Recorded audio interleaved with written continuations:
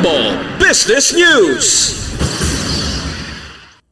Sa balita sa negosyo, liwat naman nga nagtaas ang local stock market matapos makabawi isang kapirdehan sa nagdigad nga trading session.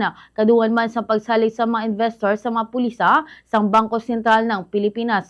Ang Philippine Stock Exchange Index nagtaas sa 0.78% o kon 49.1 points sa agud magsirado sa 6,353.04 nga ginapangunahan sang bargain hunting sa mga mayor nga kumpanya nga nalista sa local market. Sunod sa mga analyst, positibo nga nabaton sa mga investors ang pahayag ni Bangko Sentral ng Pilipinas sa Governor Ilia Rimuluna Jr. nga nagnubo ang posibilidad sa mas agresibo nga pagsaka sa interest rate sa masunod nga mga binulan.